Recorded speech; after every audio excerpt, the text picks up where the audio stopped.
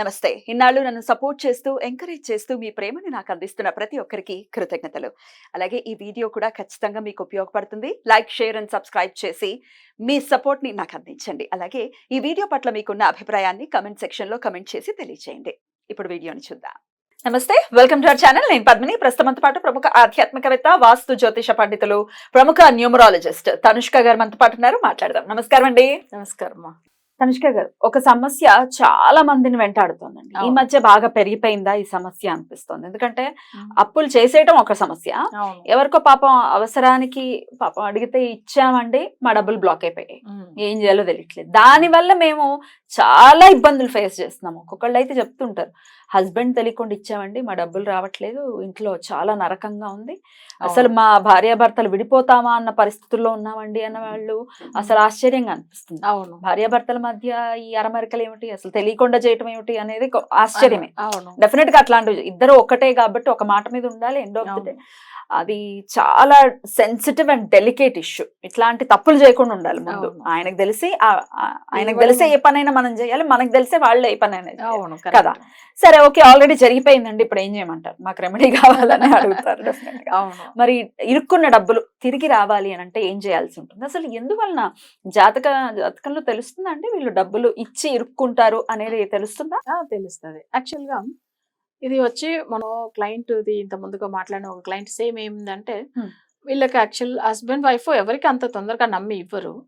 కానీ వీళ్ళు ఏదో ప్రాపర్టీ కొనుక్కుంటామని అనుకుని పెట్టుకున్న డబ్బులు ఏమైందంటే, ఒకసారి వాళ్ళ హస్బెండ్ ఏం చేశారు, వాళ్ళ అంటే తెలిసిన వాళ్ళు వీళ్ళ ఇంటికి ఫ్రెండ్స్ లాగా జస్ట్ ఎప్పుడు వస్తారు వెళ్తారు, బిజినెస్ పర్పస్ మీద ఏదో వెళ్తూ ఉంటప్పుడు వాళ్ళు మాట్లాడుకోవడం అట్లా అయిన తర్వాత ఏమైందంటే, కొంచెం డబ్బులు కావాలని జస్ట్ కొన్ని డబ్బులే ఫస్ట్ స్టార్టింగ్లో.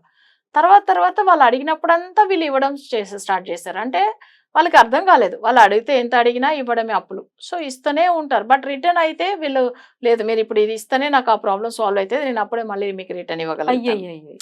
సో వాళ్ళ మాటలు చూడండి, వాళ్ళు నమ్మేస్తున్నారు.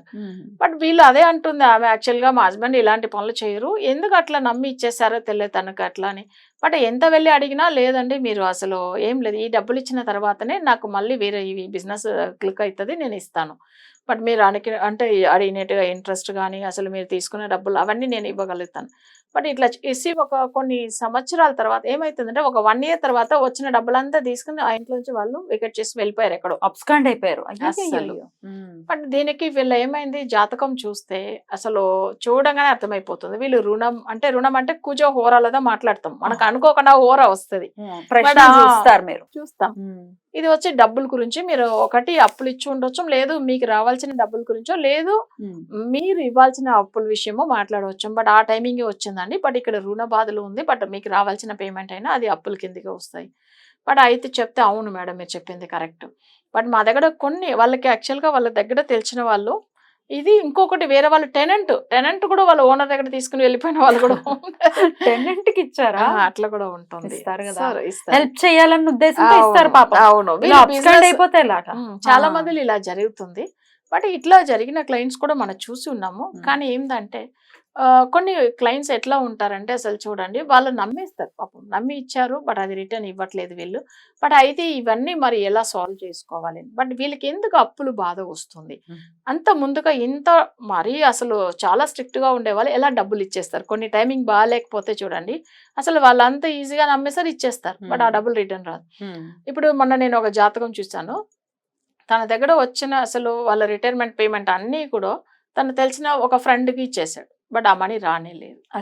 బట్ ఈయన లగ్నం చూడండి, తులా లగ్నము, నడుస్తున్న దశ అసలు గురు మహాదశ, గురువు అంటేనే ధనకారకుడుదాం.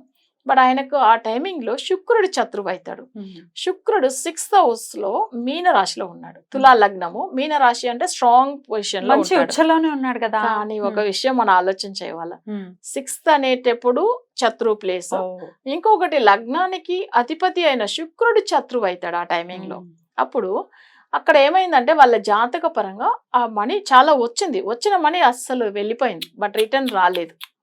అంటే చూడండి, జాతకము నడుస్తున్న దశ మంచి దశ, బట్ అందరికి ఏమనిపించును, గురు దశ బాగుంది, బట్ నిజంగానే బాగుంటుంది, కానీ కొన్ని లగ్నానికి మంచోడు కాదు గురు, అసలు వాళ్ళకి సమస్యలు ఎక్కువ ఇస్తాడు.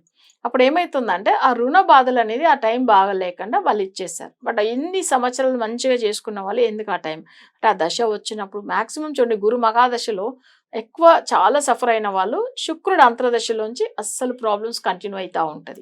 అంతవరకు తెలియదు వాళ్ళకి, ఇస్తూనే ఉంటారు. అప్పుడు వాళ్ళకి ఆ సమస్య ఏంది అనేది అర్థమవుతుంది. అంటే శుక్రుడు అంతర్దశ వచ్చినప్పుడు బాగుండదు. సో ఇదిదా మనం అర్థం చేసుకోవచ్చు. ఇంకొకటి జాతకంలో ఈ అప్పుల విషయంలో బాధపడేదానికి మేజర్ కుజుడు అని చెప్పాను కదా, బట్ ఆ కుజుడు మేష రాశిలో మాందిగా ఉంటానో లేకపోతే వృశ్చిక రాశిలో మాంది గ్రహం ఉంటేనో వాళ్ళకి రుణ బాధలు అనేది ఎక్కువ ఉంటుందండి. ఇది చాలా మంది క్లయింట్స్ మనం చూసినాము. అసలు వాళ్ళ నవాంశ చక్రంలో కానీ లేదు రాశి చక్రంలో కానీ కుజుడు నెగిటివ్ అయినప్పుడు అసలు వాళ్ళకి ఎంతదా డబ్బులు అనేది వీళ్ళు ఇవ్వాల్సిన డబ్బులు కూడా ఇవ్వలేకుండా పోతారు, రావాల్సిన మనీ రానే రాదు. మరి ఆల్రెడీ ఇట్లాంటి సమస్యలు ఉన్నప్పుడు మీరైతే ఎట్లాంటి రెమెడీస్ ఇస్తారండి? ఇప్పుడు వీళ్ళకి ఒకవేళ గ్రహాలు మాంది గ్రహం వల్లదా వాళ్ళకి దోషం అని కనిపెడతాం ఫస్ట్. ఎందుకంటే మాంది గ్రహం అనేది నెగిటివ్ పవర్ అస్సలు ఇస్తుంది. అందుకే ఏమైతుందంటే ఎన్ని పూజలు చేసి కూడా మాకు ఫలితం లేదు అని చెప్తూ ఉంటారు చూడండి. వీళ్ళకి మాంది గ్రహ దోషం నివర్తి చేస్తేనే వాళ్ళకి ఫలితం వస్తుంది. వాళ్ళు అందుకే ఎన్నో పూజలు చేశామండి, అందుకే జ్యోతిషం మీద విరక్తి వచ్చిందని చెప్పే వాళ్ళే చాలా మంది నా దగ్గర. నేను అదే అంటాను, మీరు ఇట్లా చెప్తున్నారు కదా, ఫస్ట్ ఎవరికి మేజర్ ప్రాబ్లం ఉందో వాళ్ళదొక్కటిదా మేము మొన్న తీసుకోమని చెప్తాము. ఫస్ట్ వాళ్ళ బాగైన తర్వాత అప్పుడు మిగతా వాళ్ళందరిది కూడా చూపించుకోండి. కానీ ఫస్ట్ మీకు జ్యోతిషం మీద నమ్మకం రావాలంటే ఎవరికి సమస్యలు ఎక్కువ ఉందో వాళ్ళకి రెమెడీ ఇవ్వడం. సో అట్లా ఉన్న వాళ్ళే చూపించుకోండి అని చెప్తాను నేను. అలా ఉన్నప్పుడు ఏమైతుందంటే రుణ బాధల గురించి చూపించుకున్న వాళ్ళు అసలు చాలా అప్పులు ఉందని చూపించుకున్న తర్వాత వాళ్ళకి రెమెడీ ఫాలో అయిన తర్వాత వాళ్ళకి రావాల్సిన పేమెంట్ వచ్చింది. ఒక ఆమె కూడా అసలు చెప్పాలంటే వీళ్ళకి ఏమైందంటే అసలు మొబైల్లో ఎవరైనా ఇట్లా రాంగ్ కాల్ చేసి ఓటీపీ అడుగుతారు చూడండి, మీకు తెలుసు కదా ఆన్లైన్ లో ఇట్లాంటి చాలా రెగ్యులర్ గా జరుగుతుంది కదా. మొన్న కూడా ఒక క్లయింట్, బెంగళూరు క్లయింట్, వాళ్ళకి ఏమైందంటే మనీ ఇట్లానే పోయింది ఆన్లైన్ లో. అసలు ఓటీపీ చెప్పకూడదని తెలియదు, అసలు ఆమె ఐటీలో ఉంది, అసలు చెప్పేసింది ఆమె, మనీ పోయింది. బట్ నేనేమన్నా అంటే ఒక లింక్ పంపించి మీరు ఒక్కసారి కంప్లైంట్ ఇవ్వండి, ఒకవేళ చూస్తామంటే వాళ్ళు కంప్లైంట్ ఇస్తే ఏం చెప్పిండ్రు, మనీ రిటర్న్ రాదండి వెళ్ళిపోయింది అంతే అని చెప్పి వాళ్ళకి మెయిల్ వచ్చింది. బట్ అయితే మిరాకిల్ ఏం చూడండి, మన పూజ ఒకటి ఫాలో అయ్యి అది వచ్చి ఎండింగ్ రోజు ఒకటి వాళ్ళు దానం ఇవ్వాలి. సో దానం ఇచ్చేసి దేవుడి దగ్గర గుడికి వెళ్ళి ఇచ్చేసి వచ్చి ఇంట్లో వచ్చి కూర్చున్న వెంటనే విత్ ఇన్ సెకండ్ లో మనీ ఆమె అకౌంట్కి వచ్చిందండి. ఎలా వచ్చాయి భగవంతుడికే తెలియాల, మొన్న పూజ మిరాకిల్. ఒక్కసారి అట్లా ఆన్లైన్ లో డబ్బులు పోవడం ఏంటి, రిటర్న్ రావడం ఏంటి, ఒకసారి ఆ క్లయింట్ తో నాతో ఏమైనా మాట్లాడిస్తారా? 1 minute తప్పకుండా. ఓకే, మీరు మాట్లాడండి, మీరే తెలుసుకోండి. నిజంగా ఇది షాకింగ్. హలో హలో, నమస్తే అండి. నమస్తే అండి. ఇప్పుడే నేను విన్నాను ఇట్లా ఆన్లైన్ లో డబ్బులు పోయినవి రిటర్న్ వచ్చాయి అని చెప్పి. జనరల్ గా డబ్బులు పోయినవి ఏదైనా బంగారం పోయింది అని అంటే ఏదైనా పోలీసులు పట్టుకొని వచ్చి ఇస్తారేమో కానీ డబ్బులు రావటం అనేది ఎప్పుడు వినలేదండి. ఎట్లా అండి, ఎట్లా పోయినాయి, ఎట్లా వచ్చాయి రిటర్న్, ఒక్కసారి నాకు చెప్తారా?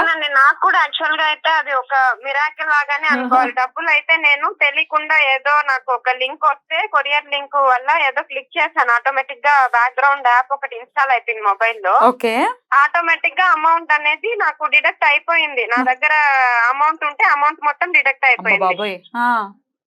సో డిడక్ట్ అయిపోయింది. నాకు ఇంకేం చేయాలో నాకు ఏం అర్థం కాలేదు. సరే నేను ఇంకా సైబర్ క్రైమ్ రిపోర్ట్ ఇచ్చాను. నా బ్యాంక్ ఏదైతే ఉందో ఆ బ్యాంక్ కి వెళ్ళి కంప్లైంట్ అంతా రేజ్ చేశాను. వాళ్ళ కంప్లైంట్ అంతా కూడా రిసీవ్ చేసుకున్నారు. కానీ వాళ్ళు చెప్పారు ఇలా ప్రాసెస్ కి టైం పడుతుంది అన్నారు, కానీ అమౌంట్ వస్తుందో రాదో అన్నది డౌటే అన్నారు. 50-50 ఛాన్సెస్ అని చెప్పారు. అంతే కదా. కానీ దాని తర్వాత మళ్ళీ నాకు సైబర్ క్రైమ్ రిపోర్ట్ వాళ్ళు ఉంటారు కదా, వాళ్ళు కాల్ చేశారనమాట. ఇట్లాగా మీకు అమౌంట్, మీ టికెట్ అంతా మీరు రైజ్ చేసినంత మేము క్లోజ్ చేసేసాము, మీ అమౌంట్ ఇంకా రాదు అని చెప్పి వాళ్ళు నాకు ఒక 1 week బ్యాక్ నాకు మెసేజ్ కూడా వచ్చింది. ఓకే, సో నేను ఇంకా అమౌంట్ రాదులే అనేసి అనుకున్నాను, వదిలేసాను అనమాట. సరే రాదు అని చెప్పి. యాక్చువల్ గా నాకు అమౌంట్ 6,000 సంథింగ్ వెళ్ళింది. నేను కంప్లైంట్ రేస్ చేసిన కూడా కొంత అమౌంట్ నేను రేస్ చేసిన, టోటల్ అమౌంట్ కి నేను రేస్ చేయలేదు. వస్తుందో రాదో మనకు తెలియదు కదా అని చెప్పి. కానీ నా అకౌంట్ లో ఎంత అమౌంట్ డిడక్ట్ అయిపోయిందో మొత్తం రిటర్న్ వచ్చింది. అంటే మేడం ఏవైతే పూజలు అన్ని చెప్పారు తనుష్క మేడం, నేను అవే అంటే నాకు 3 పూజలు ఉండే, 2 కంప్లీట్ అయిపోయిన వెంటనే దేవుడికి ఏదో దానం ఇవ్వాలని చెప్పారు. అది అయ్యింది, రిటర్న్ వచ్చిన వెంట అదే రోజే నాకు అమౌంట్ వితిన్ 1 hour గుళ్ళో వెళ్ళినాను. గుళ్ళో దేవుణ్ణి అంతా దర్శనం అంతా అయిన తర్వాత ఆఫీస్ లో వచ్చి క్వశ్చన్ చేస్తే 1 hour లోపే నాకు అమౌంట్ వచ్చింది. అదే రోజే వచ్చింది. అమేజింగ్ అండి. మీకు ఎలాగో కానీ నాకు చాలా ఆనందంగా అనిపిస్తుంది తెలుసా, నిజంగా. Very very happy for you. ఇంతకీ అమౌంట్ ఎంతో చెప్పగలరా? అమౌంట్ కరెక్ట్ గా అంటే 5,719 రూపీస్ మేడం. నా దగ్గర విత్ మెసేజెస్ తో పాటు అంతే. నా దగ్గర రెడీగా ఉన్నాయి. ఆ సైబర్ క్రైమ్ నుంచి మీకు రాదు అని చెప్పిండే మెసేజ్ ఉంది, మెయిల్ ఉంది, డబ్బులు దాని తర్వాత వచ్చేసాయి. అమౌంట్ వచ్చిండే మెయిల్ కూడా ఉంది నా దగ్గర. Very so good. నేను ఇంకా రాదు అని అన్న తర్వాత వచ్చింది. నాకు మళ్ళీ మేడం కి ఫోన్ చేసి నేను ఇన్ఫార్మ్ చేశాను, మేడం నేను అస్సలు రాదనుకున్నాను, నాకు అమౌంట్ రిటర్న్ వచ్చింది, చాలా హ్యాపీగా ఫీల్ అయినాను నేను. చాలా చాలా సంతోషం అండి, చాలా సంతోషం. మీ ఎక్స్పీరియన్స్ నాతో షేర్ చేసుకున్నందుకు కూడా కృతజ్ఞతలండి. నమస్తే అండి. Thank you. అమౌంట్ ఎంత అనేది పక్కన పెట్టేయండి. అసలు అసలు అది ఒక్క రూపాయి 5,000 అయినా 5 lakhs అయినా అంతే. మన కష్టార్జితం అది. end but of the day. కొంతమంది ఏంటంటే మనీ విషయం బయట చెప్పుకోరు. చెప్పుకోరు. సో ఎంత ఒరిజినల్ అమౌంట్ కూడా చెప్పరు. కానీ అసలు కష్టార్జితం అండి. ఒక్క రూపాయి 5,000 అయినా అంతే కదా. నాకు అనిపించింది ఏంటంటే కొన్ని వాళ్ళ మనీ విషయం కూడా, ఎందుకంటే వాళ్ళు షేర్ చేసుకోవద్దు కొన్ని విషయాలు, వాళ్ళ పర్సనల్ విషయాలు అని చెప్పి నేను చెప్తాను. వాళ్ళకి మన వల్ల ఏ ప్రాబ్లం ఉండకూడదు, అంతే కదా. నా క్లయింట్ బాగుండాలి అంతే. అద్భుతం. నిజంగా మనీ చూడండి అదే రోజే వచ్చింది నా చూడండి. అమేజింగ్. మెయిల్ కూడా రిటర్న్ అసలు రాదని చెప్పి వాళ్ళకి రిప్లై వచ్చేసింది. కానీ మనీ వచ్చింది. అద్భుతం. అసలు నిజంగా ఆమెకే అర్థం కాలేదు. ఆమె ఒకటే చెప్పింది, మేడం మెయిల్ నేను వాళ్ళకి పెడితే మెయిల్ రిప్లై ఏమి ఇచ్చారంటే, అసలు ఇట్లా జరిగిన విషయం తర్వాత ఏమైందంటే ఈమెకు ఆ పూజ చేసేసి వచ్చి ఇంట్లో కూర్చోగానే అసలు ఆటోమేటిక్ ఆమె కంప్లైంట్ ఇచ్చింది ఆఫ్ పేమెంట్, అంటే ఫుల్ గా ఇవ్వలేదు. ఎందుకంటే వాళ్ళకి లెక్క చూపి వాళ్ళు ఇవన్నీ ఉంటాయి కదా రిస్క్ అని చెప్పి కొన్ని అమౌంట్స్ గురించి ఆమె అక్కడ కంప్లైంట్ ఇచ్చింది. కానీ వెళ్ళిన ఎంత అమౌంట్ అంతే రిటర్న్ వచ్చింది చూడండి. నిజంగా అది ఆశ్చర్యం అండి. ఇట్లానే ఒక క్లయింట్ ఇంత ముందు కూడా సేమ్ ఇదే ఇష్యూ. వాళ్ళకి వచ్చే ఏంటంటే వాళ్ళ హస్బెండ్ మనీ వచ్చి అసలు తను చనిపోయారు. సో యాక్సిడెంట్ కేసు ఒకటి, ప్లస్ తను మనీ వచ్చిందని వాళ్ళు ఎవరికో తెలిసి ఉండొచ్చు. అట్లానే ఇన్సూరెన్స్ వేస్తున్నారు. ఇన్సూరెన్స్ బ్లాక్ అయ్యి ఉన్నాయి మా డబ్బులు అని అనుకుంటే డెఫినెట్ గా మీరు చేయించేటటువంటి పూజలు కానీ చెప్పేటటువంటి రెమెడీ పర్సనలైజ్డ్ గా ఉంటాయి. అంటే మీ జాతకాన్ని అనుసరించి ఇస్తారు. అవును, వేగ్ గా చెప్పేయటం కాదు, ఇది చేసేసుకోండి వచ్చేస్తాయని కాదు, పర్సనలైజ్డ్ గా చేయాలి అని చెప్తున్నారు. కాబట్టి మరి మీరు కూడా ఇట్లాంటి బ్లాకేజెస్ లో ఇరుక్కున్నారు, ఎవరికో ఇచ్చి ఇబ్బంది పడుతూ ఉన్నట్టయితే డెఫినెట్ గా మేడం ని కాంటాక్ట్ చేయండి. రైట్ మేడం, చాలా అద్భుతమైనటువంటి విషయాన్ని తెలియజేశారు. Thank you so very much. నమస్తే. నమస్తే అమ్మా.